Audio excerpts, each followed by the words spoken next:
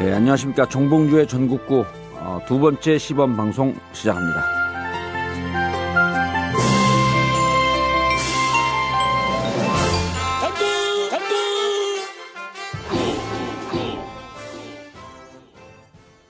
이정열. 네? 판사님.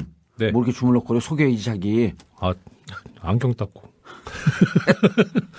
안녕하세요. 전직 판사 현직 주부. 전국구에서 깊숙한 깊이를 담당하고 있는 이정열입니다. 2주일 동안 안녕하셨습니까? 뭐 깊이를 담당해. 애드립인데. 방송 안 한다 그러더니 엄청 준비하고 왔네. 네, 오마이뉴스 최지영 기자입니다. 전뭐 없어요. 그럼 기자 연조도 짧은데 있으면 안 되지. 네. 지난번에는 그 시범 방송이고 재미없으면 이제 안 하겠다 우리. 그리고 반응 싸늘하면 안 하겠다. 근데 지난번에는 이렇게 저렇게 반응도 좋았어요. 서버 다운됐다는 소문 들었습니다. 그건 이제 조그만 한 회사, 서버 호스팅하는 한 회사고, 팟캐스트는 계속 1등을 달렸고, 계속 1등을 달렸고, 중요한 게 1등 제 딱 그 체질에 맞는. 그러니까 당신이 맞죠. 우리는 1등을 여기서 처음 해봤어. 근데 그 유튜브로 듣잖아요. 예, 유튜브에도 올라와 있다고 하더라고요. 근데 유튜브가 훨씬 더 많이 들어요.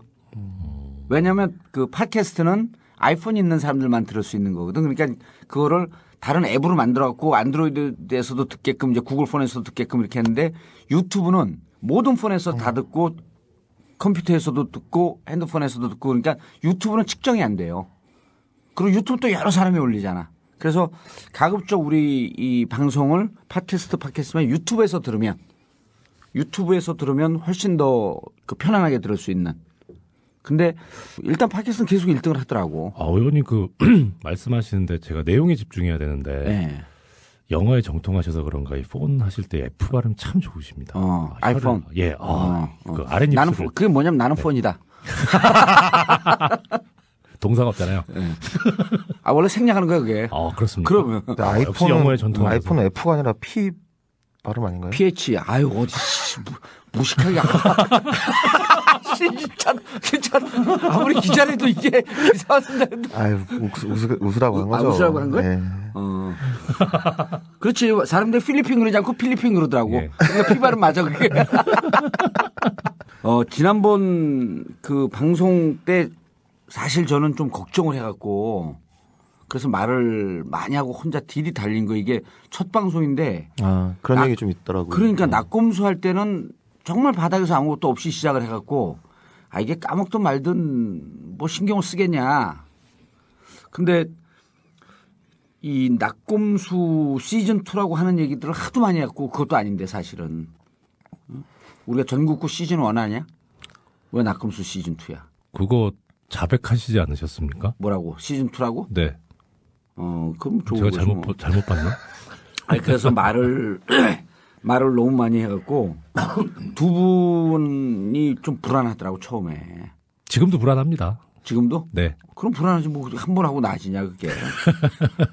그래서 오늘은 이제 그리고 너무 그 하드코어로 달리니까 사람들 숨가쁘다는 거야. 네. 계속 달리니까 저거 언제 쉴 때 됐는데 계속 달리니까 내가 봐도 어마어마하게 달리더라고. 그래서 이제 듣는 분들도 좀 편하게. 네. 우리 이정열 판사가 그날 준비한 내용이 한 10%도 못했을 거 아니에요. 뭐 어차피 저는 이 존경하는 의원님께서 말씀하시는 그 부분에 존경하는 대해서 묻지 마요가 무슨 국회야. 저 국회의원 처음 돼갖고 진짜 재수없는 게 아니라 이상한 게 다 존경하는. 근데 그게 보니까 영어에서 honorable 누구누구 이렇게 갖고 나온 거거든. 그걸 그냥 별 뜻 없이 번역을 해버린 거예요. honorable 하게 되면 존경하는 이거거든. 근데 물론 존경하면 좋긴 한데 서로 싸우면서 상대당에 대해서 방금 존경하는 이정열 의원님께서 말씀하셨지만 막 치고받고 싸우면서 그러더라고요. 치고받고 싸우 그런 거야. 방금 이정열 의원님께서 하신 말씀은 거짓말입니다. 그럼 왜 존경을 해? 근데 그거 어색하더라고. 처음에 듣고 그럴 때. 저는 근데 이게 진심이라서 제가 뭐 국회에 있었던 적도 없고요. 네. 근데 저 무슨 말씀 드리려고 이제 까먹었. 분량의 10%. 아! 네, 준비 분량의 그러니까 존경하는 의원님께서 말씀하시는 저 거에 존경하는 좀 잘라버리자서. 이거 저기 피디님께서 드러내시겠죠? 특히 거북하시면. 그 어떻게 이제 그 부분이 법률적으로 보완이 되고 뒷받침이 될 것인가 그런 거에 대해서 좀 고민을 했었기 때문에 언제 어떤 부분을 물어보실지 몰라서 그렇게 준비를 했던 것일 뿐이지 제가 뭐 어떤 얘기를 풀려고 했었던 부분은 사실 별로 없거든요. 맘 먹고 작심하고 풀었던 거는 편집에서 드러내버리시고 그래서 제가 삐지고. 아, 그땐 삐졌어? 아 진짜요? 삐지죠. 삐지셨어요? 그 자료 찾는다고 며칠을 제가 정말. 아, 저 양반이 자기 감옥 갈 거를 막아줬더니 삐졌대.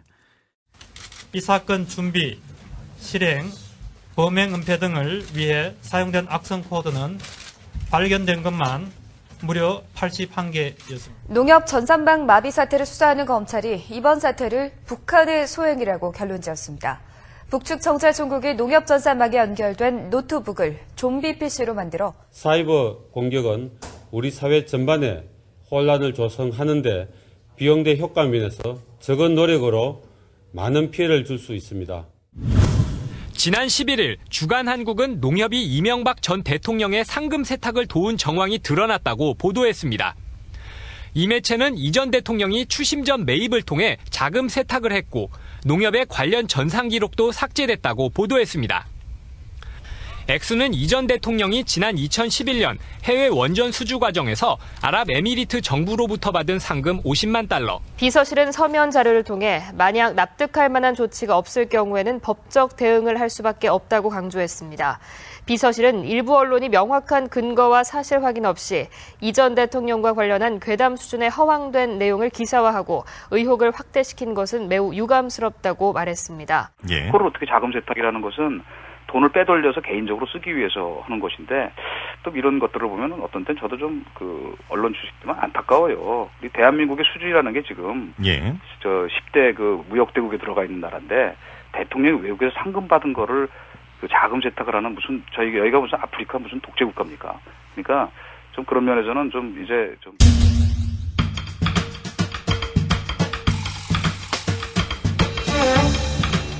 이게 얼마나 말이 안 되는 거냐? 일단 서버가 270세대였는데 그거를 노트북 한 대로 공격해가지고 다운시키고 한다는 게 말도 안 되고 그리고 원격으로 그걸 다 지웠다고 하는데 이건 말이 안 된다. 그러니까 삭제 명령을 내려도 멈춘대요. 중간에 자동으로 100번 양보해서 다 지웠다. 만약에 서버를 원격으로 네트워크 접속해가지고 유닉스든 엔티든 100% 복구한다. 100%요. 만약에 정말 서버가 물리적으로 복구가 안 될 정도로 하드가 지워졌다면 그것은 네트워킹으로 안 되고 내부에서 한 거다.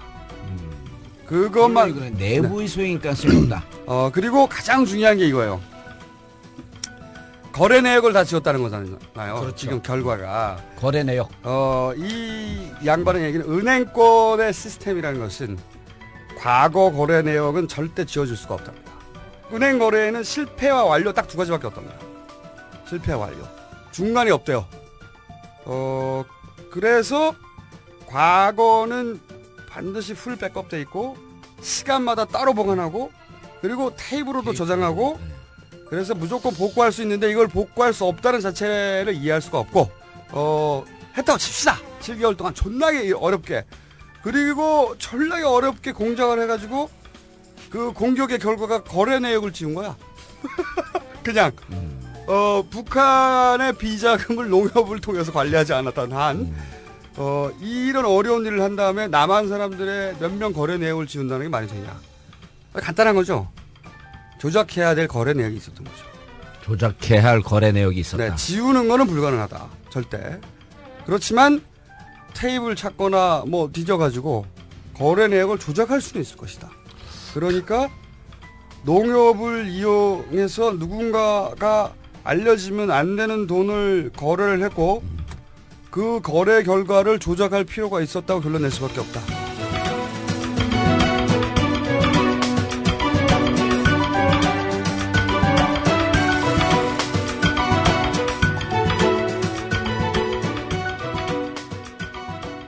자, 좀 민감한 주제로 가보죠. 지난번에 각하가 자이드 환경상을 수상하면서 2011년 3월 27일이죠. 네. 자유도 환경상을 수상하면서 그 부상으로 받은 상금을 농협에서 상금 세탁을 하고 그리고 당시 농협 서버 다운됐을 때 그 기록이 사라졌다. 그런 보도가 뭐 있었죠. 주간지에 보도가 있었죠. 네. 한 일주일 동안을 들썩들썩했지. 들었다 놨다 했는데 사실 이 내용은 이게 이제 자원 외교까지 묶어줘서 낙검수 11회하고 11호하고 낙검수 14호 보면 한 40분 지난 분량서부터 쭉 있어요. 그래서 농협 사태의 진실과 자원 외교 이렇게 갖고 있는데 지금 다시 들어봐도 그때 정리를 잘했더라고. 그런데 우리가 이것을 조금 더 정확하게 정리를 좀 해줄 필요가 있는데 최 기자가 취재를 했을 거 아니에요. 제가 취재는 안 했는데요. 정말 모래알 팀워크. 취재한 기자를 취재했죠. 그렇지. 그게 중요한 거예요. 그게 취재한 기자를 그 사람 취재 당하는데 기분 안 나빠요? 아니요, 뭐 그렇진 않았어요. 사람은 취조라고 안 합니까? 사람도 네? 취재라고 합니까? 그건 당신이 잡아갔을 때 당신은 잡지도 않잖아. 네. 잡아간 검찰이 취조한 걸 당신이 판단 내려주는 거 아니에요? 네. 옛날에 그랬었죠. 네. 뭐부터 얘기를 해야 되나요? 당신 취재한 것부터 얘기해. 일단 무성의해 보이지. 네, 일단 보도 내용부터 좀. 아니 이게 좋아. 네. 방송이 무성해 보이는데 내용과 깊이가 있다. 네, 일단 보도 내용부터 좀 살펴봐야 되는데요. 보도 내용은 크게 두 가지죠. 그 맥락이 두 가지인데 하나는 이제 농협이 그 추심전 매입을 통해서 그 이명박 대통령에게 상금을 이제 미리 쏴줬다. 근데 이게 농협에서는 거의 일어나지 않는 되게 드문 사건으로 뭐 어떤 불순한 의도가 있는 게 아니냐라는 그런 의혹 제기가 하나 있는 거고. 그 불순한 의도라고 하는 게 그렇죠. 이제 상금을 세탁하려고 하는 의도가 있었던 거 아니냐. 네. 그래서 그거에 대한 근거로 이제 농협 그 해킹 사태 이후에 그 이명박 대통령의 거래 기록이 사라졌다. 이게 크게 두 가지 맥락입니다. 두 가지 맥락인데. 근데 추심전 매입이란 게 뭐예요? 그건 판사님께서. 보통 그러니까 추심이라고 하는 건 이제 그 돈을 받기 위해서 그 요구를 하는 청구를 하는 행위를 말합니다. 그러니까 이렇게 생각하시면 됩니다. 그러니까 ATM 기기에 자기압 수표를 넣었어요. 네. 그걸 근데 바로 찾을 수는 없습니다. 그러니까 이 수표는 뭐 오후 4시 이후에 출금하실 수 있습니다. 네. 그렇죠. 그렇게 나오는 게. 그래, 입금할 때. 그렇죠. 입금했다 이제 바로 출금하려면 안 되거든요. 그러니까 그거는 일단 수표가 은행에 들어가서 은행에서 그것이 정당한 수표인가 위조된 게 아닌가 확인을 하고. 예, 확인을 하고 그렇게 해서 그 수표 발행자한테 이 수표금을 달라라고 해서 그 행위를 추심이라고 합니다. 그래서 그 수표금을 받아야 내줄 수 있는 거거든요. 그러니까 은행에 돈이 있어야 된다는 거죠. 수표금이. 수표에 해당하는 그 돈이. 그렇죠. 상당한 돈이요. 네, 근데 돈이. 그게 들어오기 전에 바로 그냥 지급을 돈을 줘버리는 겁니다. 예. 수표금을. 그러니까 이 경우에 대입해서 얘기해 그렇죠. 주시면 좋을 것 같은데. 그러니까 수표를 이 환경재단에서 줬나요? 거기서 상금으로 줬을 텐데 그 수표가 농협에 들어가기 전에 먼저 그 수표금을 내준 거죠. 예. 그러니까 이게 신용도가 높은 사람들한테 그렇게 해주는 경우들이 있거든요. 그리고 일국의 대통령인데 각하께서 그걸 네. 뭐 믿고 줘야지 당연히. 그렇죠. 왜 그런 걸 문제를 걸고 태클을 거냐고. 그런 편의도 안 봐주면 무슨 재미로. 그럼 일국의 대통령이고 그러니까요. 전 세계 위대한 대통령이고 국민적 지지 위대한 대통령 지지율 1.5% 나오나요? 몇 프로 나왔지? 그 그렇습니까? 역대 대통령 역대 대통령 존경하는 순위가 1.5%요? 1.5%인가 1.5등이 아니고요? 1등은 노무현 대통령. 그건 당연하고요. 네. 2등이 박정희 대통령인가 그러고 그죠? 네. 그리고 그랬던 것 3등이 같아요. 김대중 대통령. 그리고 저 밑에가 있는데 지지율이 1.5%인데 우리나라 그래도 사람들이 있긴 있네요. 우리나라 사람들이 문제가 있어요. 그럼 위대한 대통령 어떻게 1.5%만 존경을 하냐고. 그리고 그런 대통령이 입금을 좀 획기로서니 그럴 수도 있죠. 그럴 수도 있지. 그래서 계속 얘기해봐. 네, 그래서- 괜히 흥분했네. 아니 각하를 이유 없이 조지는 이 국민들 문제가 있어 내 보면. 그래서 오늘 추운 거예요. 죄송합니다. 저 인간은 더 얄밉겠어 그냥. MB가 보면 당신이 더 얄미워 나보다.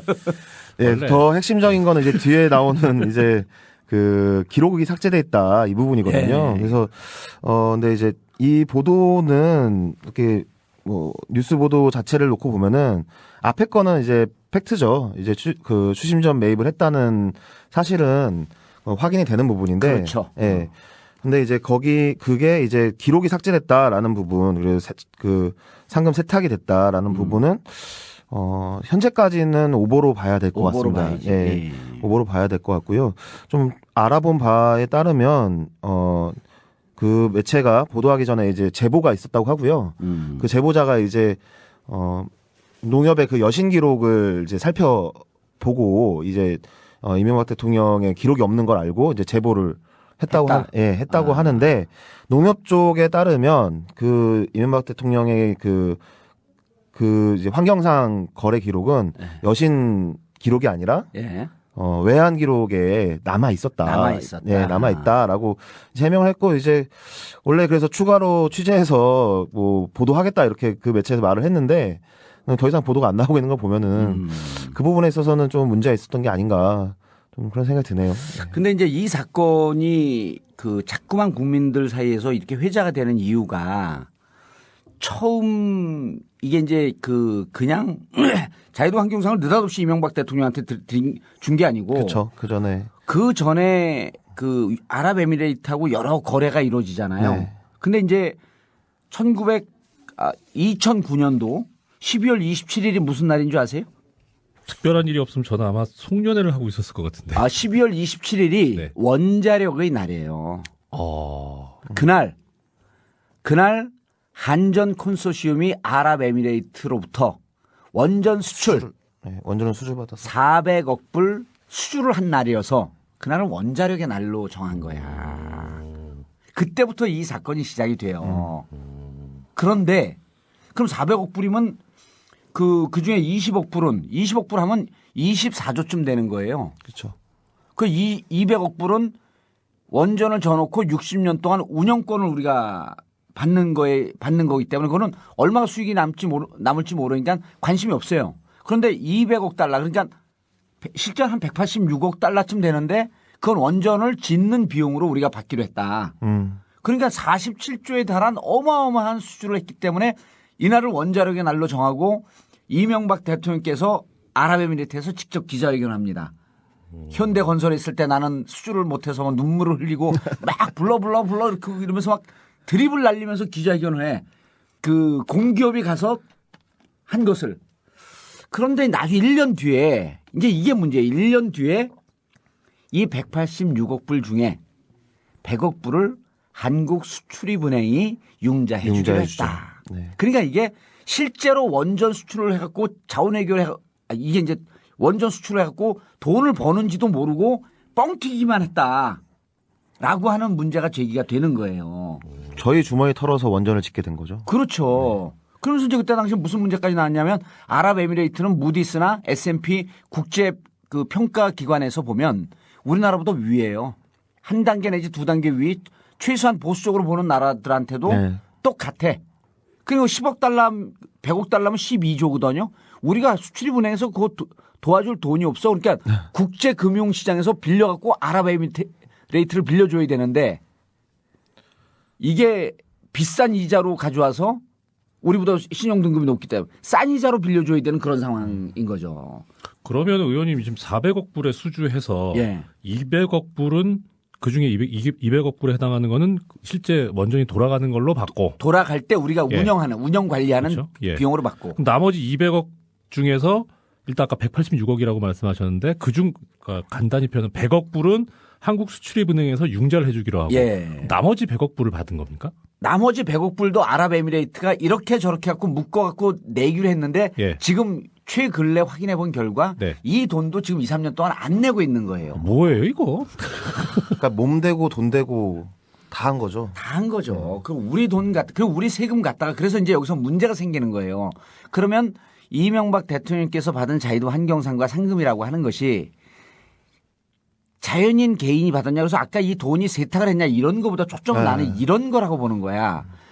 이명박 대통령께서 자연인으로 가서 했으면 그 돈이 자기가 개인이 가지면 되는데 이건 국가 세금을 갖고 행정부의 수반으로서 업무를 수행하면서 그래서 대통령으로서 업무 수행을 하면서 수행을 통해서 받은 상금인데 이거를 과연 개인이 가져가는 게 옳으냐 옳지 않느냐라고 하는 것을 국민들이 의아하게 생각한 거예요. 그러니까 법적으로는 아무런 문제가 없어요. 네, 없어요. 그리고 그 대통령 기록에 관한 법률 그리고 공직자윤리법 보면은 외국 수상한테 받은 선물, 대통령이 받은 선물은 다 국가에 귀속되게 되어 있어요. 근데 상금에 대한 규정은 없어. 네. 그것도 우리 법률 전문가. 네. 그래서 문제는 이제 포인트를 좀 정리할 필요가 있는데 네. 이걸 자금 세탁했다, 기록이 사라졌다라고 하는 것보다도 이런 석연치 않은 원전을 수출하고 네. 결국은 그것 때문에 상을 받은 것이 아니냐라고 우리가 상식적으로 그렇게 그 추론할 수 있는 거 아니에요? 그러니까 저도 그 부분이 뭐 법률 부분에서 말씀을 드리기 전에 처음 들었던 의문은 그거였어요. 왜 환경상을 받으셨을까? 이 자이도 환경상은 유명한 상이에요. 아, 그렇습니까? 원전 플랜트는 예. 이 원전 원전 찬성론자들 사이에서는 네. 원전은 엄청난 친환경 에너지라고 가라로 그래서 선전을 해요. 그래서 이해가 안 갔구나. 그거 이게 저는 원전이 환경을 망치는 건데 어떻게 그건 당신처럼 그 좌빨들이 생각하는 거고. 좌빨 아니에요, 저. 왜 그러세요? 아까 그거 저거 보니까 라면 먹을 때 보니까 음료수를 옆에서 빨던데 왼쪽에서. 그랬나? 그 왼쪽에서 빠는 걸 좌빨이라는 거예요. 습관이라고. 생내적 좌빨이네요, 그러면. 원전이 친환경 에너지라고 주장을 하잖아요, 그들이. 그래서 자이도 환경상을 받은 거야. 그 4대강 사업, 녹색 성장 사업이라는 그런 것도 이제 상에 좀 반영이 돼 있더라고요. 반영이 돼 있어요? 네. 4대강도? 네. 그러니까 원전 수출한 게 근거가 되긴 된 거죠. 그러니까 이제 뭐 그런 친환경 에너지 사업을 이제 세계적으로 펼친 거, 그리고 국내에서 이제 녹색 성장 사업이라고 해가지고 이제 자연과 어떤 성장 이런 것들을 동시에 이뤄낸 업적 뭐 이렇게 되어 있더라고요. 근데 이거 그러면은 원전 수주는 한전에서 한 거 아닙니까? 한전 컨소시엄이요. 그럼 한전이 받아야 되는 거 아니에요? 그 상을요? 네. 근데 딱 그러니까 4대강도 들어가 있다 그러잖아요. 그것만으로 상을 준 건 아니라서. 4대강도 들어가 있고 충분히 상 받을 수 있어요. 그런데 네. 4대강도 개인이 한 게 아니잖아요. 그렇죠. 행정부의 수반 대통령이 자격으로서 한 거고. 제가 지금 한전 말씀드린 게 그런 거였어요. 그러니까 만약 그것 때문이라면 한전이 받아야 된다라고 하는 얘기는 뭐냐면 의원님 말씀하신 대로 대통령 자격을 갖고 받은 거 아니냐. 대통령의 업무를 수행했기 때문에 받은 거 아니냐. 저도 똑같은 의문이 들었습니다. 네. 그 의원님께서 역시 탁월하시고 정확한 지적을. 자기가 왜 저래 진짜. 저건 연맥이는 거야. 칭찬하는 게 아니야. 아니 그래서 이제 여기서 재밌는 게 저기 엿에 관한 미필적 고의도 없어요. 정말. 말 자체가 누가 법률가 이제 이게 저래도 쫄지 마 최지용 기자. 왜냐하면 우리가 동네에서 조기 축구를 하잖아요. 네. 그럼 국가대표 출신들이 와서 공을 차기 시작해 같이. 처음엔 날라다녀. 3년 지나잖아요. 하향 평준화가 돼. 그래서 지금 법률 용어 맞고 근데 저 인간은 끝까지 변호사인데. 그렇죠. 그게 좀 두렵다. 두렵게. 어디 법무법인 오픈한다면서요? 2월 달 지금 예상하고 있는데요. 네. 법무법인 이름이 뭐야? 이름을 아직 못 지었어요. 노네임 무명 씨. 저 법무법인 전국구 지금 제가 밀고 있는데. 좋다. 그리고 듣는 이 청취자 여러분들 참고로 우리는 광고는 하지만 않지만 PPL 간접 광고는 마구 들이댑니다. 이게 빨리 좀 뭐가 돼야 저도 좀 이렇게 좀 전국구 괜찮다. 예. 근데 말을 안 들어요. 제가 이렇게 별로 이렇게 힘이 없어가지고요. 예. 이 변호사 경력은 그럼 말을 안 들으면 지역구로 하자 그래. 자, 존경하는 의원님께서 정리하고 말씀하신 가시죠. 네. 그래서 근데 이게 이런 걸 한번 좀 참고 삼을 필요가 있어요. 그 해외 순방할 때 그 노무현 대통령이 2006년도에 그 몽골과 아제르바이잔 그다음에 UAE를 같이 가는데 수행원들에게 고가의 시계를 줘. 아랍에미레이트에서. 근데 그걸 다 거절을 해요. 이런 걸 우리가 받을 이유가 없다. 그러니까 대통령을 모시고 온. 받아도 되는데? 받아도 되는 거죠. 네. 그리고 이제 그 법률상으로는 받으면 국가에 귀속되게 돼 있는 거예요. 그래서 공직자윤리법 15조 1항이 15조 1항이 있습니다. 15조? 15조 1항. 그래서 거기 다 국가에 귀속하기로 되는데 어쨌든 그 사람들이 당신들은 공무를 수행하지만 우리가 개인 자격으로 주니까 받아라. 개인 자격. 그거 개인 자격 이게 나오면 뇌물 비슷하게 되는데 그런 거 하면 안 되는데. 아 그런 거예요? 네. 개인 자격으로 준다라고 했는데 거절하다 결국 받고 예. 구경도 못하고 국가에 귀속이 돼요. 어휴. 그런데 이제 우리가 여기서 궁금한 게 국회에서 법률도 좀 개정할 필요가 있는 게 네.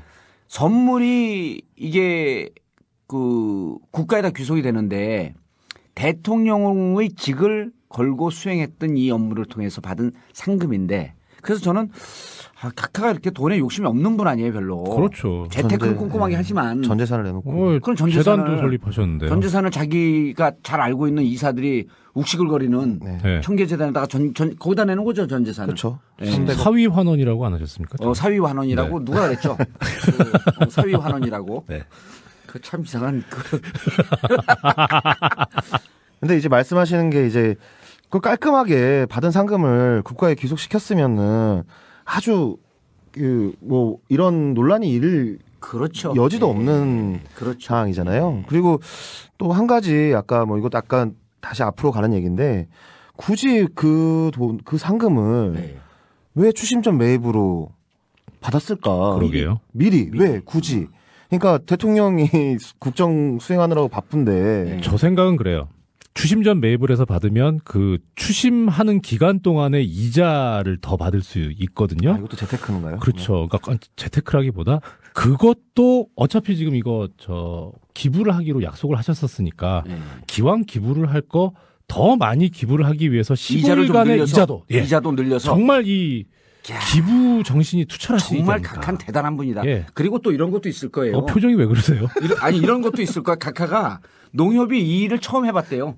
아, 그렇죠. 농협이 이걸 보도한 매체가 조금 실수했던 게 뭐냐면 농협이 이런 식의 외환을 미리 매입할 일이 거의 없죠. 농협은 이런 외환 거래를 할 필요가 없는 게 이거는 기업은행이라든지 외환은행이나 외환은행이든지 이런 데서 하는 주 업무인데 이제 청와대 농협 그 출장소가 있으니까 각하께서 농협이 일을 제대로 하는지 이걸 점검하기 위해서 이게 안 해본 업무를 해봐야 그렇지, 업무에 전문성이 생기거든요. 각하의 주장인 거 아니야. 내가 해봐서 하는데. 그러니까 니들도 해봐라. 이 역사를 관통하는 난 내가 해봐서 하는데. 그렇지. 니들도 해봐라. 그러니까 최 기자님 짜증을 내고 그래요. 짜증이 아니고요. 오늘 방송 좋아. 방송 좋아 오늘. 그러니까 물론 뭐 그런 의도가 있으셨겠지만. 먹을 때 얘기하지 맙시다. 그런 의도가 있으셨겠지만 사실 이게 정상적으로 하면 매입 후 지급을 하면 되거든요. 그렇죠. 그러니까 추심을 다 해가지고 매입한 다음에 이제 지급하면 되는데 그게 한 15일 걸린다는 거잖아요. 근데 그 15일 동안 이자가 도대체 얼마가 붙길래? 근데 이제 각하가 또 이런 생각도 했을 거예요. 그 돈이 농협이 제대로 일을 못하면 이게 좀 시간이 걸릴 텐데 그런 거에 대해서 고민하지 말고 얼른 돈을 빨리 정리하고 일을 하자. 청와대 농협 출장소 뭐 감사를 하셨나요? 그러면? 그 각하가 근데 이제 이런 걸 보면 이런 선리하고 좀 비교해 볼 필요가 있어요. 노무현 대통령이 그래서 이제 아까 2006년 얘기고 그다음에 이지원 시스템이라고 이게 그 청와대 문서 관리 시스템인데 철저하게 노무현 대통령 아이디어예요.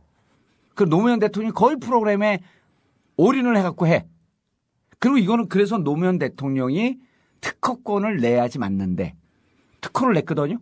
특허 소유자가 누구냐면 노무현 대통령과 함께 일한 사람들과 청와대 공동 소유예요. 왜냐하면 대통령으로 있으면서 내가 급여를 받고 생활하는 일거수일투족이 모두가 국가 세금으로 한 건데 이건 내가 갖는 것이 옳지 않다라고 하는 판단을 하고 청와대 귀속을 시켜요. 짜증납니다 진짜. 뭐 이렇게 교과서대로만 살면 어떻게 합니까? 노무현 대통령이요? 네. 그래서 이렇게 대통령이 업무 중, 직무 중 한 것은 상식적으로 국가에 이렇게 귀속되는 게 맞는 거 아닌가라고 의원님께서 계셨어야 법이 제대로 만들어지는 건데 국민들을 이렇게 생각하는데 이거를 또 이런 의혹을 갖고 보도한 이 사람들 좀 문제가 있어요. 각하는 절대 그럴 뿐이 아닌데. 그럼요. 법대로 하셨어요, 법대로. 그래서 각하가 안녕하신지 제가 오늘 이제 토요일 녹음인데 내일 각하 둘레길, MB 둘레길도 쭉 돌아보면서 각하의 안녕을 기원하고 이런 것도 해 우리 미권수하고 일반 시민들이. 그런데 이게 여기서 끝나지 않습니다. 오늘 할 얘기는 아닌데 아랍에미레이트와 관계를 맺고 2010년인가 11년에 아랍에미레이트의 유전 확보를 했다. 그러면서 또 자원외교의 성과라 그러면서 MOU 맺은 걸 갖고 석유를 확보했다라고 또 발표를 합니다. MOU요? 예, MOU를 맺고. 계약도 아니잖아요. 계약도 아니죠. 그래서 그것도 낙검수 14에서 살짝 다뤄주는데. 복습을 했어야 되는데. 예, 근데 이게 문제가 뭐냐면 네. 이 광구에 대한 계약들이 올해 다 계약이 만료가 돼요. 다른 나라하고 다른 회사하고 한 게. 엑슨모빌, 쉘, 그다음 BP, 세계적인 이 석유 회사들 여기하고 올해 계약이 만료가 되고 그거를 우리나라가 가져올 수 있도록 되어 있다라고 한 것을 확보했다고 발표했거든. 그러니까 올해를 지켜봐야 돼요. 올해 봐야죠. 그래서 우리가 다음에는 자원외교가 어떻게 되고 있는지. 그래서 이게 의원님 진짜 장차 이 아이템까지 다 확보를 해놓으시고. 아니 이거는 꼭 다 따져봐야 돼요. 왜냐하면 MB 집권 시절에 MOU 맺은 게 70몇 건이 돼요. 근데 실제 계약으로 성사된 건 한 건밖에 없어요. 75개요? 73건인가 그런데. 73건이요. 아마 뭐 이런 70여 건. 이런 거 숫자 틀리면 허위사실 유포 아니야? 아니죠. 이렇게. 그리고 뭐 숫자 뭐 틀릴 수 있는 거죠. 숫자 틀릴 수 있다. 근데 뭐 70건 잡고요. 네. 70타수 일안탑니까? 70타수 일안. 이거 2군에도 못 두겠는데. 그래 MB 시절에. 그래서 요 부분은 아랍에미레이트 원전 수출 문제, 그다음에 상금 받은 문제. 네. 이거는 그 유전 확보로 넘어가기 때문에 우리 그 청취자분들께서 그리고 또 이 돈이요. 그 현재 청계재단으로 가지도 않았어요. 네. 개인 통장에 있고 이동관 그 비서가 뭐라고 발표했죠? 그 별도의 계좌에 잘 보관하고 이제 추후에 이제 상금의 취지와 맞는 곳에 기부할 예정이다. 예. 어디다가 기부를 하실지 왜 이렇게 한 지금 3년 가까이 그 고민하고 계시는데. 그러니까요. 그 김대중 대통령이 노벨 평화상으로 상금을 받잖아요. 그게 한 17억쯤 받는데 그걸 아태재단에 놓여요. 아태재단이 해체되거든요. 그 아태재단이 그 남북관계 공익적 재단 아니에요. 네. 해체되면서 김대중 평화재단으로 또 만들어요. 근데 아태재단이 해체될 때 상금을 돌려받아. 그리고 평화재단 만드는데 종잣돈으로 또 써요. 네. 그러니까 이런 돈으로 똑같이 무슨 생명수 친환경재단, 청계재단 말고 이런 걸 만드는데 종잣돈으로 쓴다든지 하면 국민들이 이런 거에 대해서 의혹을 안 갖죠. 4대강 보건사업 했으면 참 좋겠네요.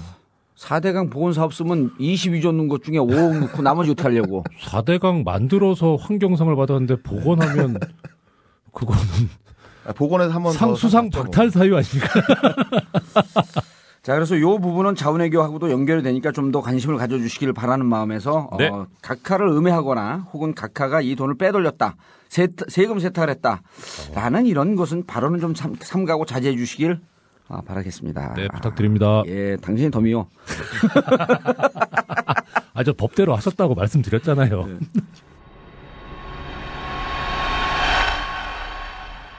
SBS 8시 뉴스. 새누리당 최고위원회가 열리는 국회 새누리당 대표실에 최연해 코레일 사장이 찾아왔습니다. 회의가 끝날 때까지 밖에서 기다린 최 사장은 황우여 대표와 20분간 따로 만났습니다. 지난주에 제가 약속을 했었는데 그 국회 소위가 길어져서 인사를 못 드려서 오늘 잠깐 인사드린 거예요. 하지만 황 대표의 설명은 달랐습니다. 자기 지역구였으니까 자기 좀 잘 좀 정치하고 싶으니까 좀 돌봐달라 그런 얘기지. 최 사장은 지난 19대 총선 당시 대전 서구 을에 출마했다 낙선했습니다. 새누리당 지도부는 최근 당협위원장이 없는 지역구의 후임 임명 문제를 논의해왔습니다. 이에 따라 지난해 10월 코레일 사장이 되면서 내놓았던 자기 지역구의 후임 당협위원장 선정 문제를 상의하기 위해 최 사장이 황 대표를 만나러 왔다는 관측이 나오면서 파문이 일고 있습니다. 새누리당 국회의원 후보일 때 최연해 사장. TV토론회에서 무슨 말을 했을까? 3월 26일 대전 MBC 주최 토론회 실황. 저 최연해 서구의 발전을 앞당기고 나라를 바로 세우기 위해 과감히 나섰습니다. 여성의 섬세함과 겸손함으로 여러분의 삶을 직접 챙기는 생활 정치를 하겠습니다. 총선 때에는 서로 다른 당 후보로서 경쟁자였으나 대선 직전 선진통일당과의 합당으로 한 식구가 된 이재선 전 의원. 이제는 대전 서구을 새누리당 지역협의회를 놓고 최연애 사장과 한판 붙게 생겼는데 최연애 새누리당 후보. 이 토론회에서 이재선 선진통일당 후보와 일문일답을 주고받았는데 그런데 또 이명박 정부에서는 철도공사 중에서 알짜배기 KTX를 민영화를 추진을 하고 있습니다. 그래서 지금 국민적 반감을 많이 사고 있습니다. 누리당의 정책 기조는 국민의 반발에도 불구하고 이것을 밀어붙이고자 지금 하고 있습니다. 그런데 우리 최 후보께서는 철도공사 간부 출신으로서 또 누리당의 후보로서 이명박 정부가 이것을 밀어붙일 때 여당의 국회의원이 됐다 칠 때는 이것을 어떻게 막을 수 있는 방법은 전혀 없다고 생각을 합니다. 그래서 이번 그 KTX 그 분할 민영화 이 방안에 대해서도 저의 반대 의사를 명백히 한 적이 있고요. 또 우리 그 현재 새누리당의 비상대책위원회에서도 이 KTX의 분할 민영화에 대해서는 명백한 그 반대 의견을 그 발표한 적이 있기 때문에 자유선진당의 그 이재선 후보께서 걱정하시는 것처럼 뭐 여당의 국회의원이 됐다고 해서 이것을 막지 못한다거나 하는 일은 절대로 일어나지 않을 것임을 말씀드리겠습니다. 이때 이재선 후보 정권이 밀어붙이면 밑에서는 시키는 대로 해야지 어떻게 하겠나라며 전국을 찌르는데 그런데 당론이라는 게 있습니다. 그 당론은 누리당의 그 분들은 사실 그 당론을 거역할 수가 없는 거기 때문에 정부의 대통령께서 밀어붙이면은 여당의 국회의원이 함부로 막을 수 있는 입장은 아니라는 점을 다시 한번 강조해드립니다. 알겠습니다. 여당 국회의원뿐 아니라 고래1 사장이 되면 더 그럴 수밖에. 새누리당 기호 1번 최연애를 꼭 도와주십시오. 정의롭고 믿을 수 있는 정권을 만들겠습니다. 박근혜 위원장과 함께 새로운 서구, 활기찬 서구, 누구나 살고 싶은 서구를 만들겠습니다. 감사합니다. 저번에 했던 거 이어서 철도 한 번 더 다루신다고 그래가지고. 그렇죠. 근데 내용이 완전 좀 틀리죠. 좀 방향이 다르죠. 예. 저번에는 저희가 이제 민영화가 과연 그 문제를 다뤘다면은 이제 이 철도 노조의 파업 그 자체, 그 파업에서 벌어졌던 20일 넘게 진행됐던 되게 역사적인 파업이거든요. 이 파업에 참 우리가 해야 될 이야기가 좀 많은 것 같아요. 그게 포인트가 문제야. 그 정부에서는 악질적 파업이라는데 여기서는 역사적 파업이라고 그러고. 역사적 파업입니다. 역사적 파업이에요? 네. 원래 악질일수록 역사적이지 않습니까? 저 인간은 왜 자꾸. 그 5명이 구속됐어요. 일단 5명 구속된 분들이 김명한 위원장, 박태만 수석부위원장, 그다음 최은철 사무처장, 서울본부장 엄길용, 그다음에 어제인가 마지막으로 구속된 호남본부장 김성식, 이렇게 5분이 구속이 됐죠. 근데 이제 이분들이 계속 구속돼 있는 상태는 아니고 영장 실질 심사에서 변호사, 졸지 말고 씨. 저 이름 찾고 있었어요.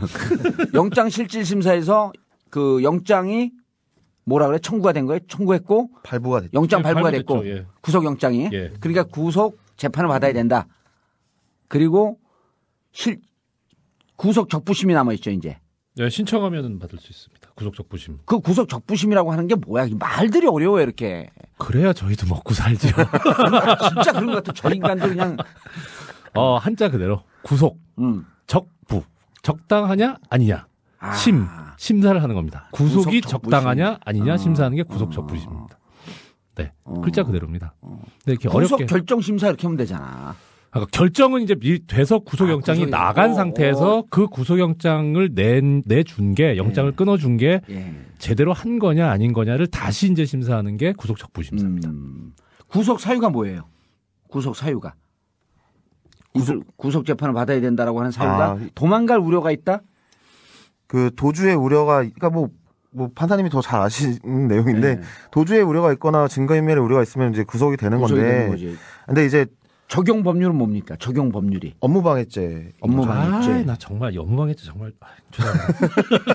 뭐 엿먹이로 혼자 엿을 먹고 먹이고 그래. 아유 속 터져서 정말.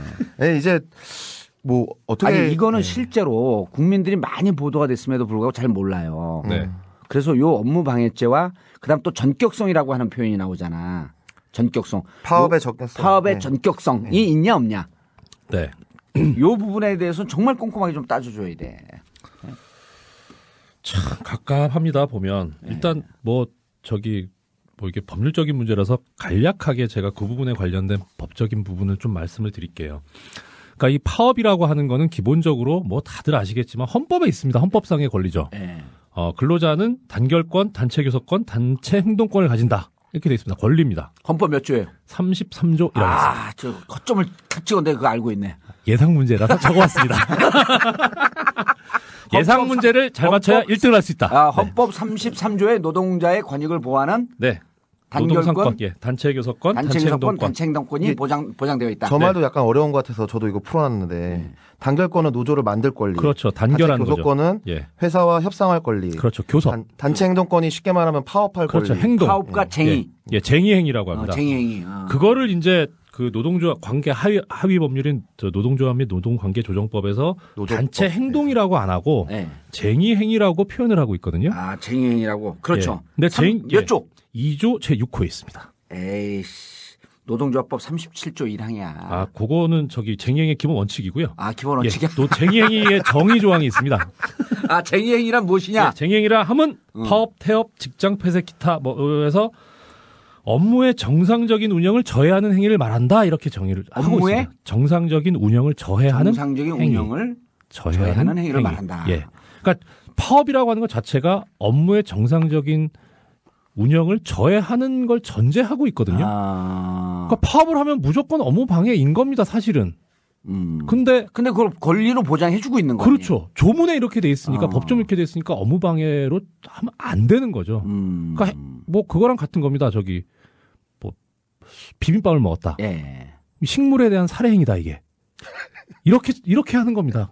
아주 뭐 좀 심하게 말하면. 얘는 더 어렵다. 예를 든 게. 죄송합니다.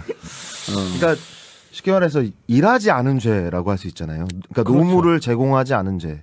그렇죠. 그러니까 노무를 제공하지 않은 게 죄가 된다. 그거 자체가 저는 좀 잘 이해가 안 돼요. 그러니까 더 쉽게 얘기하면 네. 논리의 연결을 이렇게 잡았잖아요. 정부 측에서는 불법이다. 불법 파업이고 불법 파업이기 때문에 업무 방해죄를 적용한다. 네. 라고 되어 있는 거란 말이에요. 네. 불법 파업이다. 그러니까 불법인지 아닌지를 먼저 따져봐야 되는 거 아니야 이게. 그렇죠. 네. 불법이냐 아니냐. 22일 동안 파업한 게 과연 불법이냐 아니냐. 네. 그게 상당히 근데 이 논리 순서가 뒤죽박죽입니다. 그러니까 지금 헌법하고 그걸 제가 말씀드린 이유는 뭐냐면 기본적으로 이거는 권리거든요. 그러니까 이렇게 해서는 안 된다라고 하는 금지가 의무가 아니고 권리이기 때문에 당신들이 할 수 있는 권리이다. 그러니까 그냥 원래 가지고 있는 권리입니다. 파업할 권리가 있는 거예요. 노조를 조직할 권리가 있고요. 그러니까 그 권리를 행사했을 때는 아무도 시비를 걸면 안 됩니다. 내 권리니까. 근데 다만 그게 다른 사람한테 어떤 심각한 피해를 주는 경우에 그래서 민법에도 권리는 남용하지 못한다 이렇게 돼 있거든요. 권리를 남용하지는 말라는 거거든요. 그럼 제한이 가해집니다. 근데 지금 우리나라에서 이 노동 근로자의 권리에 관한 거는 권리로 해석이 되어 있는 게 아니고 일단 파업을 한다? 그럼 바로 불법입니다, 그냥. 그렇죠. 그러고 나서 따져 보니까 이게 요건이 맞으니까 정당한 걸로 탈바꿈하는 거꾸로의 형태를 가지고 있는 겁니다. 파업을 정당한 것으로 먼저 인정하고 그 다음에 불법성을 따져줘야 되는데. 그렇죠. 왜냐하면 헌법에 보장되어 있고 그렇습니다. 노동조합법에 보장이 되어 있기 때문에 일단 파업을 하면 당신들의 당연한 권리이다. 다만 그 절차, 방법, 목적에 있어서 이것이 불법이냐 아니냐. 그 목적은 이따 또 말씀드릴게요. 그래서 깜짝이야. 그래서 그 부분을 먼저 파업의 정당성을 인정을 해주고 그 이후에 불법성을 따지는 것이 국제 노동 관례인데. 우리 법률 체계도 그렇게 되어 있는데 이게 권력을 쥔 자들이 운영을 하면서 이것을 거꾸로 하고 있다. 그렇습니다. 그러니까 이게 정부가 정확하신데요. 정부가 불법 파업이라고 말하는 게 불법이에요. 그 사람들이. 그렇죠. 외압이죠. 네. 그러니까 그 파업이 불법인지 아닌지 판단은 정부가 할 수 있는 게 아니거든요. 그렇지. 근데 이정열 판사가 그 법정에서 판결하고 그러는 거야. 근데 기본적으로 노동위원회가 하게 돼 있고요. 그게 안 되면 이제 또 법원에서 또 판단하게 돼 있는 게 파업의 불법성 여부인데 그거를 왜 행정부가 이 파업은 불법이다라고 권한을 넘어서는 규정을 해버리는 거죠. 그렇죠. 자, 그럼 하나씩 따져봅시다. 절차에 있어서는 지금 문제는 절차는 안 걸었죠.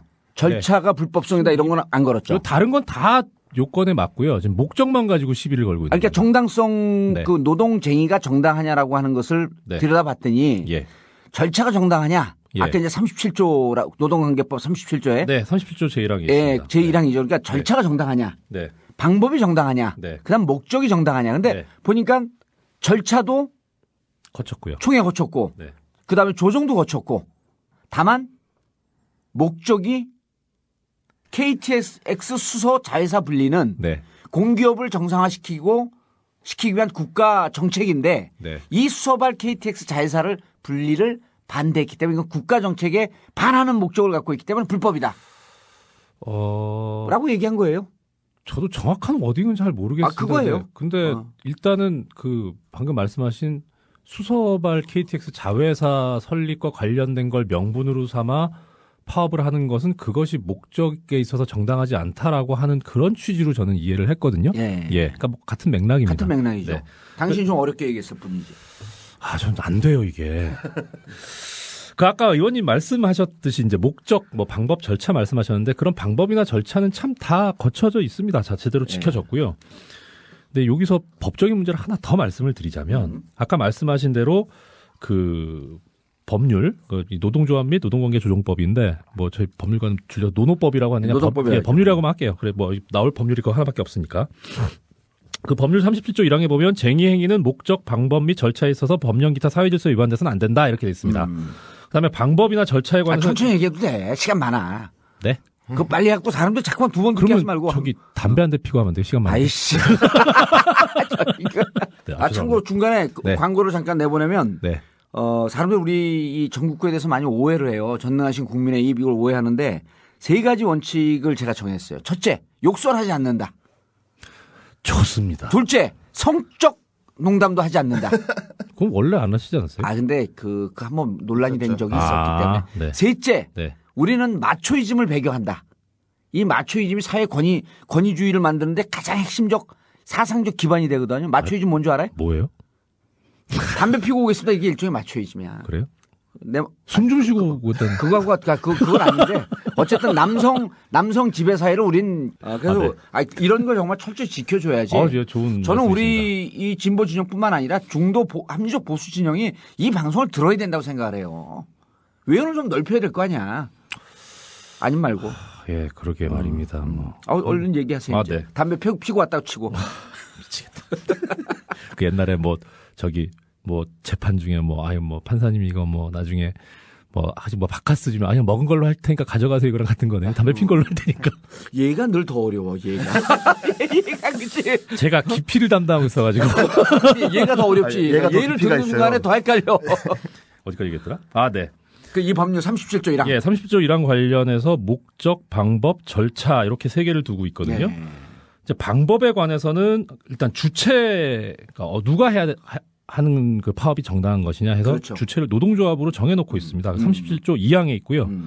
그 노동조합에 의해서 그 주도되지 않은 쟁행위를 하면 형사처벌을 받게 돼 있습니다. 그러니까 주체가 위반되면 형사처벌을 받게 돼 있고요.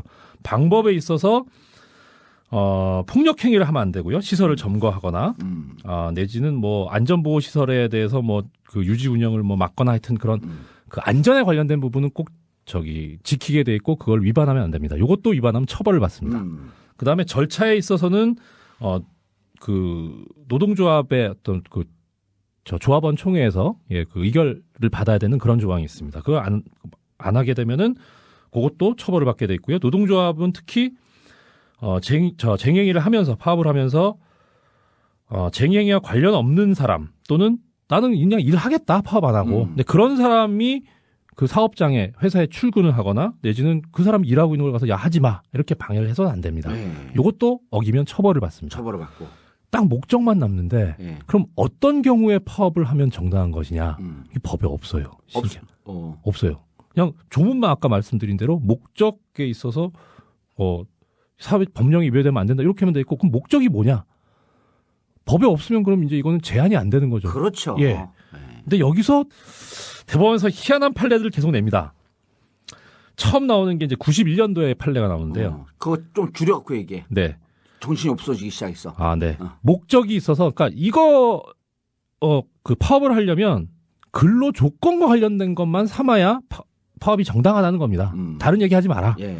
그러니까 임금 올려달라. 예. 아니면 뭐, 근무 시간 줄여달라. 이건 좋은데, 구조조정하지 마라. 뭐, 이번처럼, 이거 민영화하지 마라. 이거는 파업의 목적이 돼서는 안 된다는 거죠. 예. 법에서 지금 제한을 안 해놓고 있는데, 대법원이 판례가 그걸 제한을 해버리는 판례로. 예.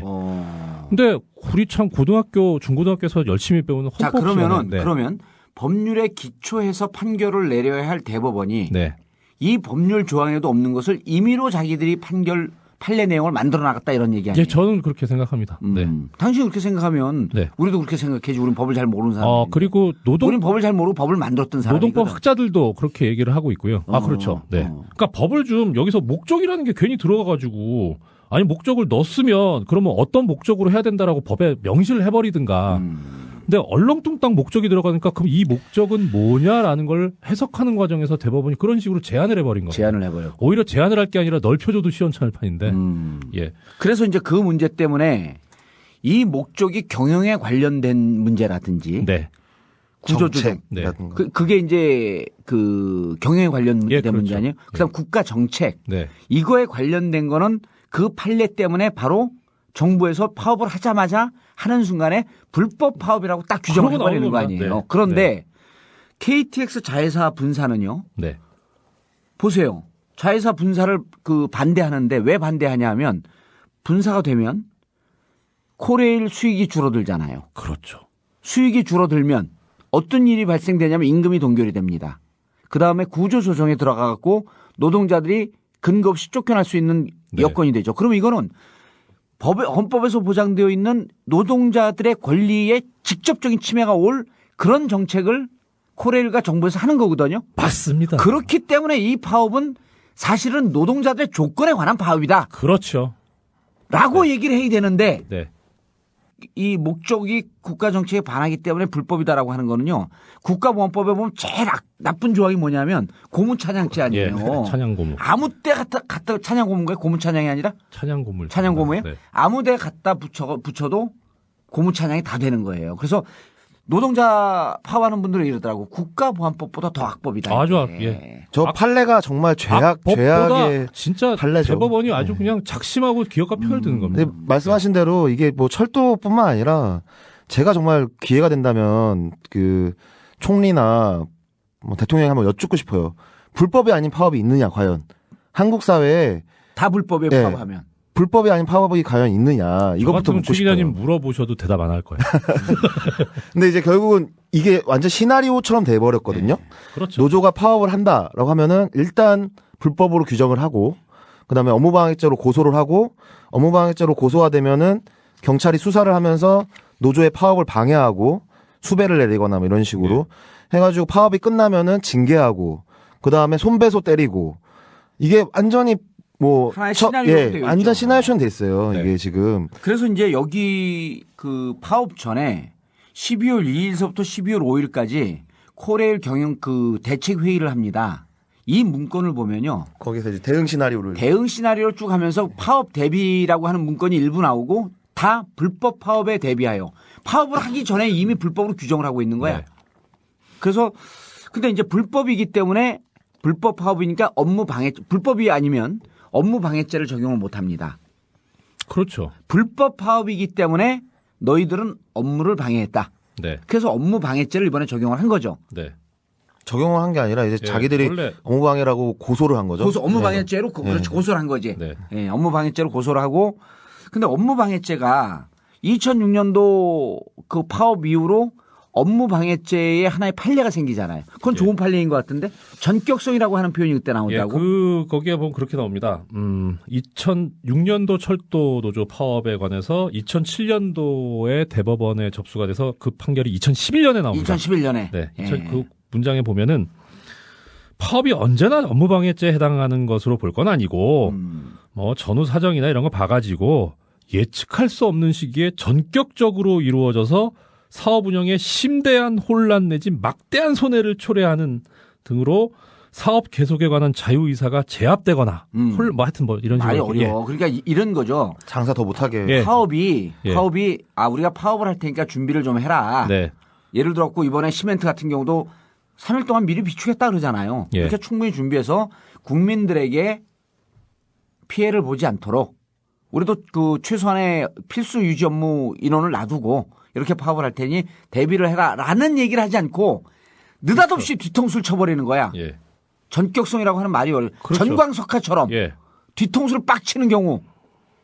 뒤통수를 빡 치는 경우. 이런 경우는 아닌 밤중에 홍두깨. 아닌 밤중 이런 경우는 업무 방해죄에 해당된다. 네. 그래서 2011년 그 판례가 나오잖아요. 네. 2009년도에 허준영 2009년 파업 2009년도에 허준영 뭐죠?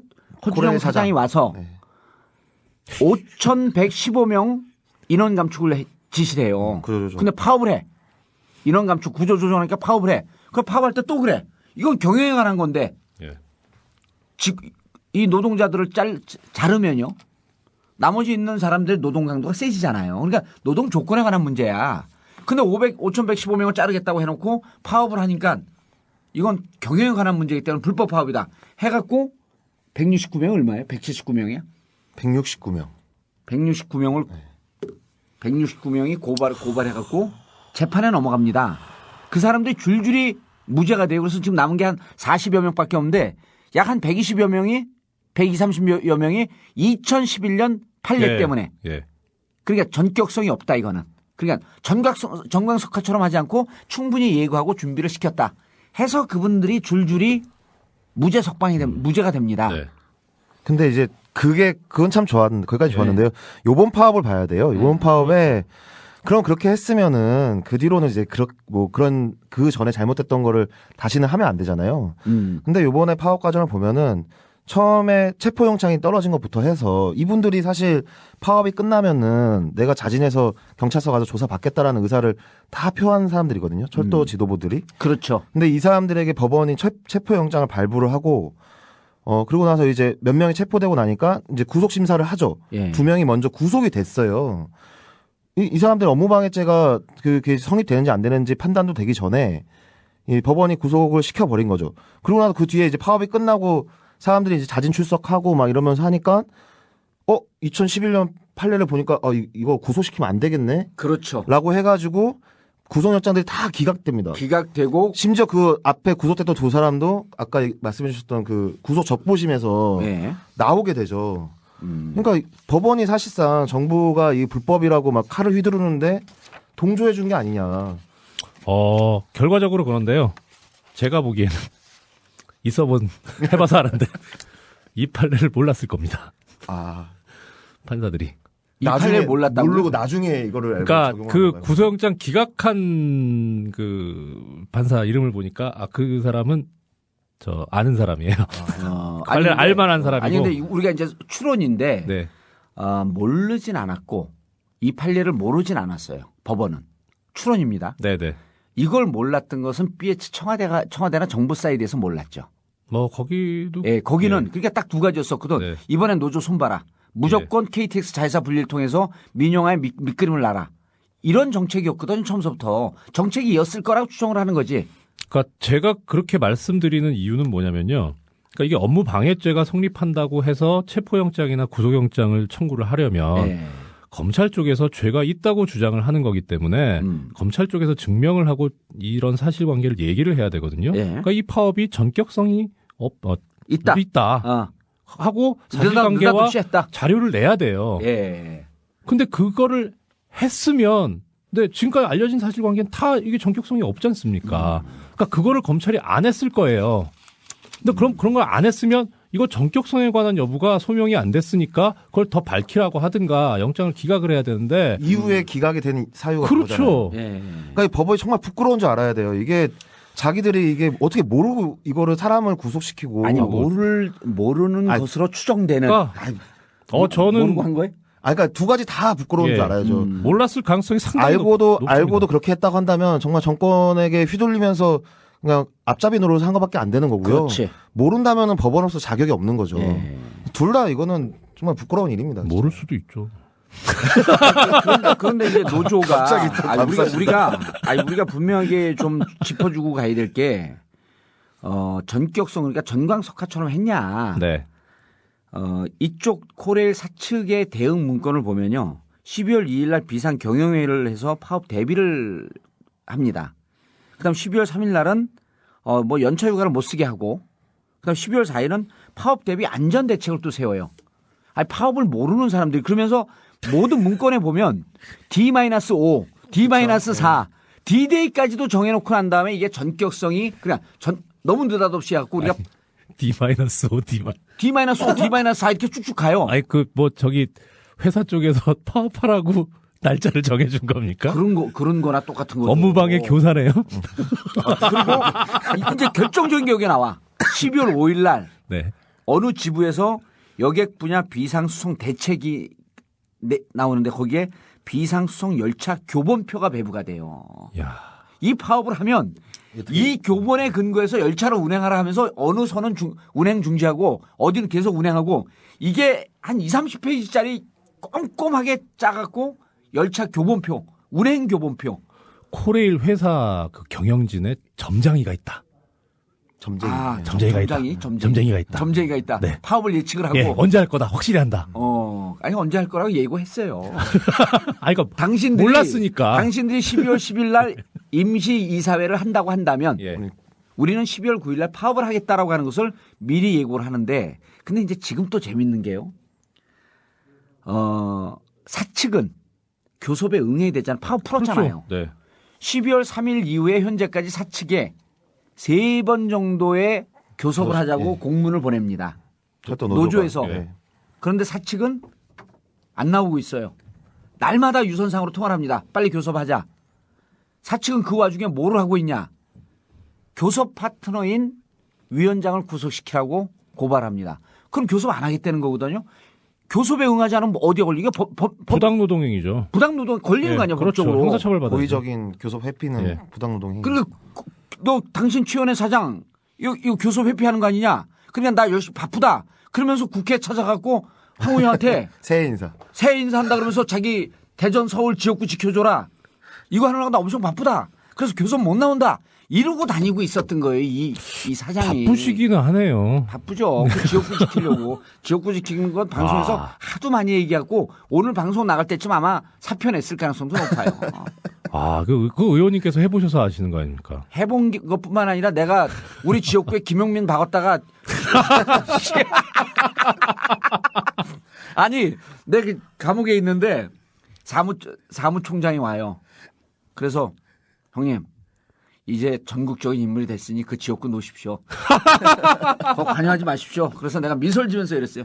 다음에 왔으면 날 못 알아볼 거다. 내 기름 뒤집어 쓰고 화상 입고 있을 테니까 알아서 해라. 그러니까 그러더니 가고 바로 김용민 공천을 해버린 거야. 그런데 나중에 모든 방송 매체에 나와서 참 내가 잘못했다. 그 지역을 놓고 큰 정치하려고 이미 10년 동안 피선거권 없는데 이거를 하지 말았어야 되는데 이걸 최연의 사장에 가서 또 배운 거야. 자기 지역구 대전 서울 잘 보살펴 달라고. 근데 재밌는 건요. 이걸 황우여 대표하고 홍문종 사무총장이 까발렸어. 그게 참 이게 예술이에요. 그게 재밌는 거죠. 왜요? 울트라 그레이트 빅녀를 최연한테 빡 매긴 거야. 당신은 이 코레일 갖고 잘 해결하려고 했는데 넌 이제 다 써먹었으니까 넌 이제 써먹을 일 없어. 아이고 어머니의 심정으로 회초리를 드신 분을 그렇게 해야죠. 어머니의 심정으로 회초를 그래서 그랬을 거라고 우리가 추정하는 거죠. 그렇죠. 왜냐하면 황우여 대표가 지역구 좀 배려해달라고 한 거죠. 뭐 이렇게 기자한테 얘기를 했어요. 그러니까 이쪽에서 그런 일이 없다라고 이게 그 진실 게임으로 넘어가려고 그러는 찰나에 홍문종 사무총장이 와서 부탁한 거 맞다. 그러니까 자식 감옥 보내놓고 쇼핑 가는 거예요, 어머니가. 아니 근데 또 수발할 물건 사러 갈 수는 없지. 아니 최 기자님이 예를 들면은 가만히 계시고 제가 아니 이것도 어려웠는데 이것도 좀 어려운데 당신 거보다 조금 덜 어렵고 좀 살짝 와닿았어 이거는. 아니 근데 그 순간에 한 1년 동안 우리 집사람하고 어머니 쇼핑했을 텐데.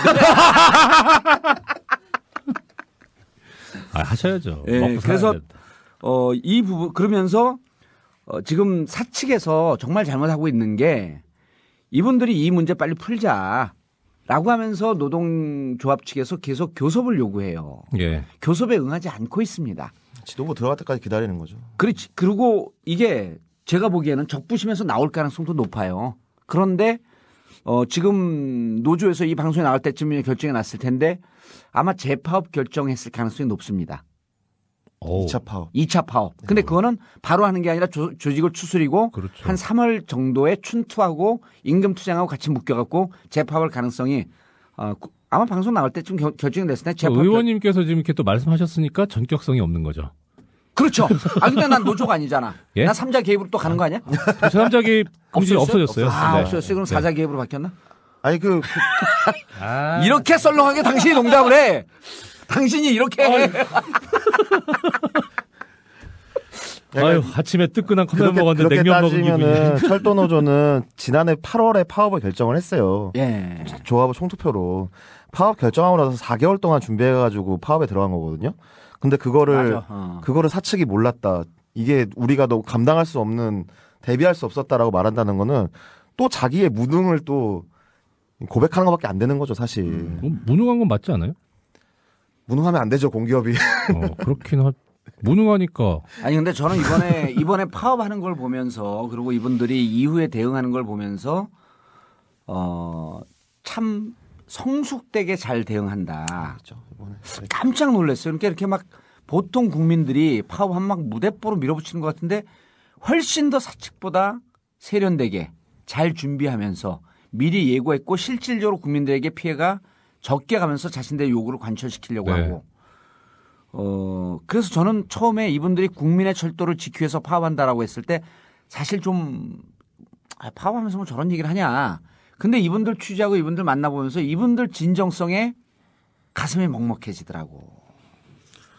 저는 뵌 적은 없지만 그 진정성 측면에서 저는 이해가 가는 것이 일단 공기업이라는 데는 수익이 나면 안 되는 데지 않습니까? 그러니까 수익이 안 나기 때문에 공기업을 만들어 놓은 거예요. 그렇죠. 국유를 하든지. 수익을 목적으로 하면 안 되죠. 그렇죠. 수익을 내는 대신에 국민들의 편익을 그렇죠. 신장시켜야죠. 그렇죠. 말 어렵게 잘한다.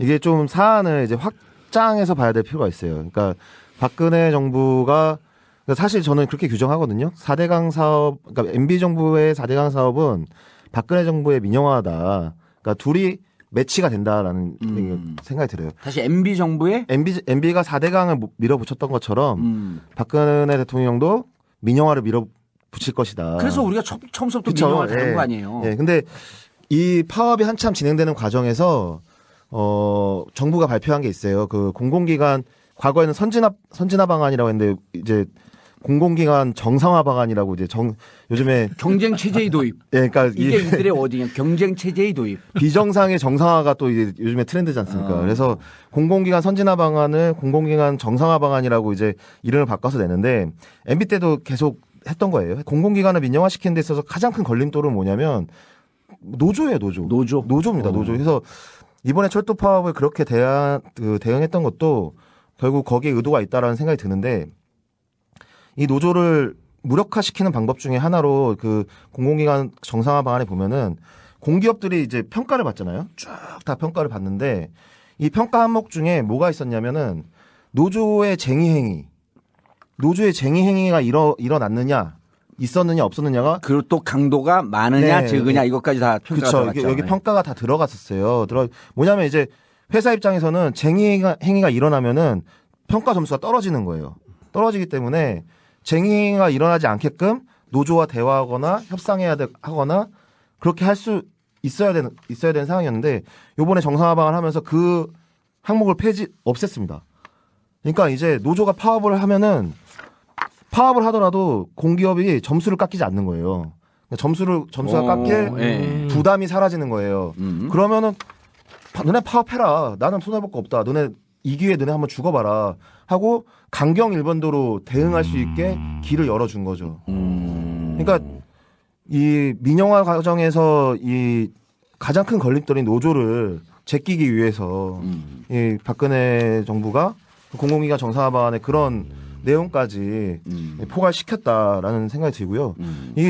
그 전에는 이 쟁의 행위를 했냐 안 했냐 이 부분이 평가 항목에 들어 있었기 때문에 어떻게든 구슬리려고 했는데 그렇죠. 예. 지금은 그게 빠졌기 때문에 부담이 없어요 이제. 예, 괜히 뭐 노조 마음에 안 들면 그냥 쟁행위 하라 그래서 어차피 불법 파업으로 규정할 거니까.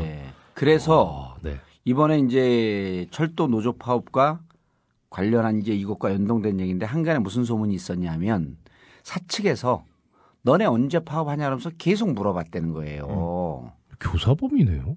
이번에 파업은 저쪽에서 이제 이렇게 정책적으로 길을 열어놓은 것도 있지만 너네 파업해라 그래서 이번 파업은 사실은 유도된 측면이 있다. 그런데 그래서 내가 아까 참 성숙하게 대응을 잘했다라고 하는 게 이번에 파업을 통해서 일타 쌍피를 노린 거예요. 노조를 치고 KTX 이번에 그 민영화 시키는 게 딱 두 가지거든요. 이제 우리가 곧 하겠지만 의료도 자회사 설립이에요. 그다음에 경쟁체제 도입이야. 민영화는 딱 두 가지 워딩이야. 자회사 설립과 경쟁체제 도입.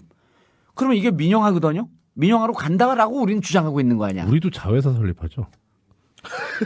본회사도 설립 못했는데 무슨 자회사 설립을 하냐.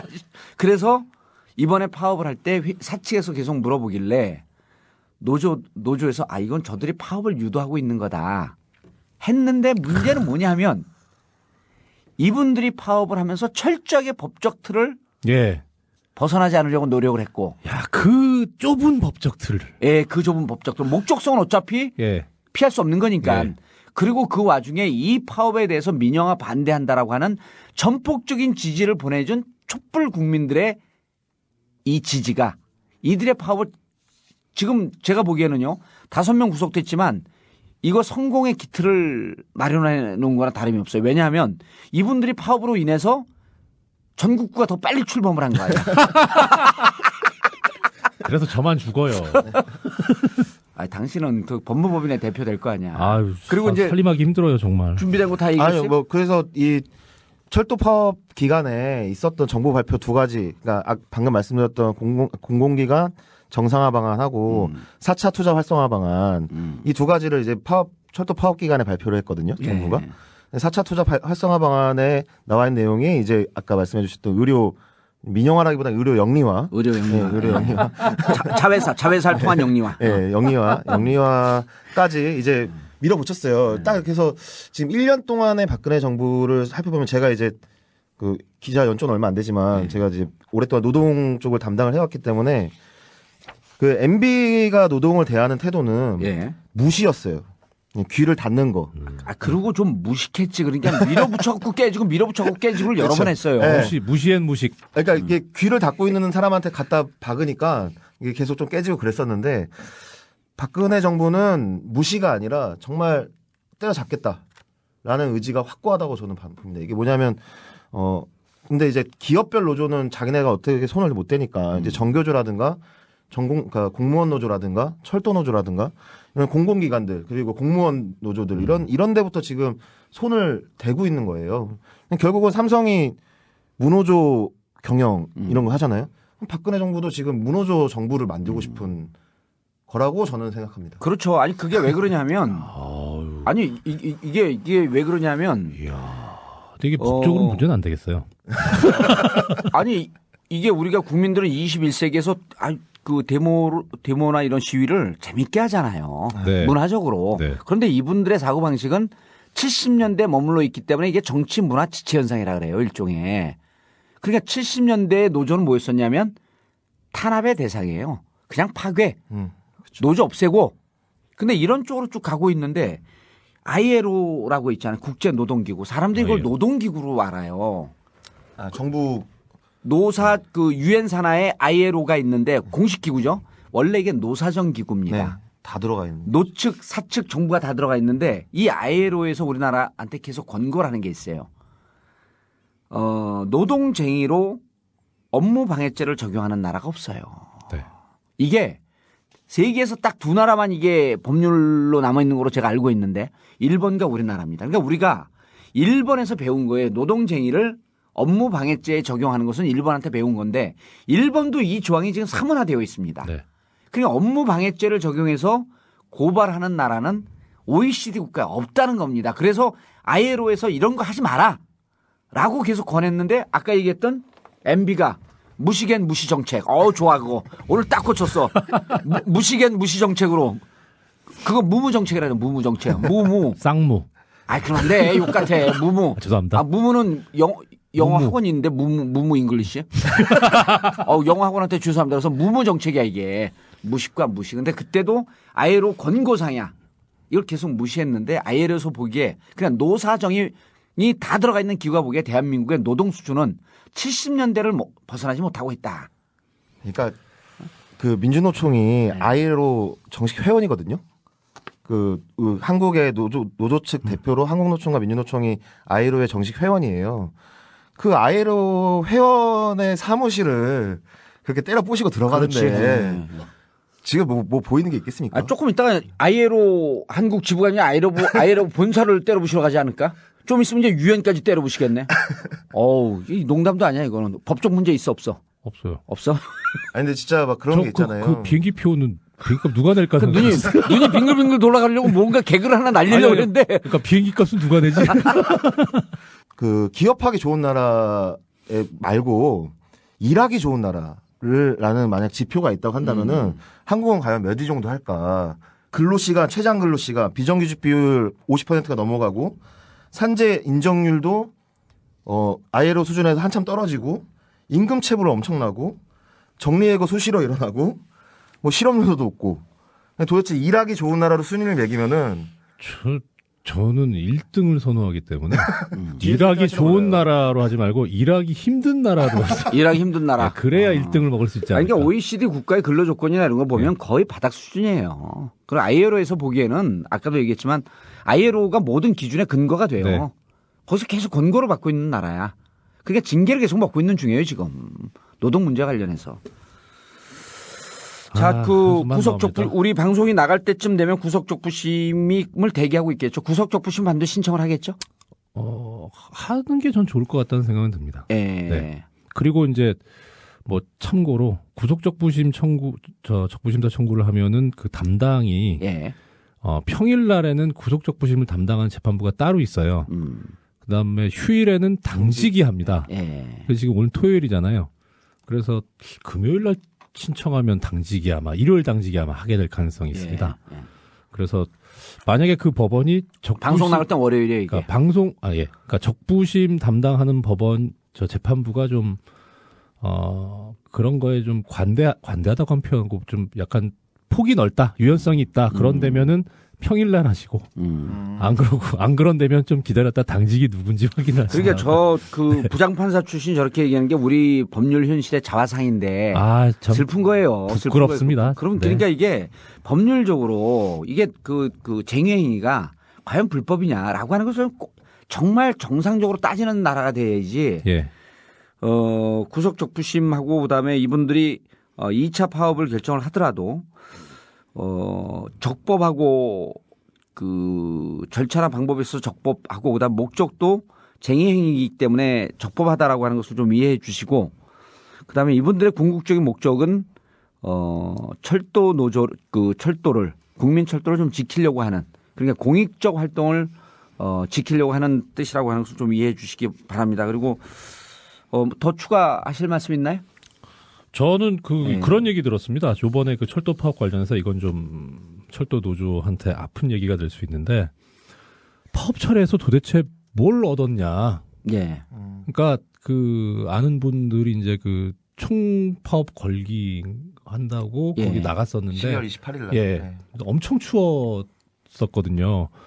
덜덜 떨면서 촛불 들고 참 지지를 했는데 그러고 돌아서니까 며칠 후에 아무 소리 소문 없이 그냥 파업 처리를 했다고 하고 여야 합의.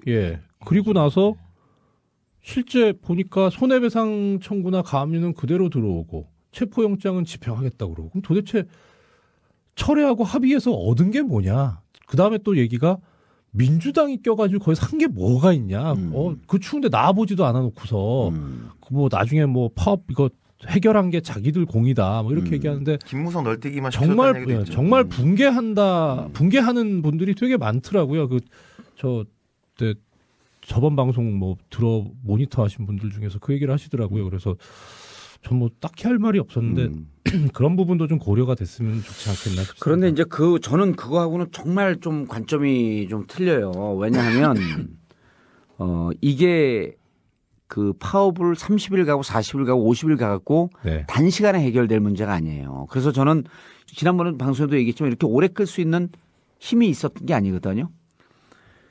그런데 국민들이 철도 파업에 대해서 민영화라고 하는 부분에 대해서 국민들의 관심을 촉발시키고 환기시켰기 때문에 네.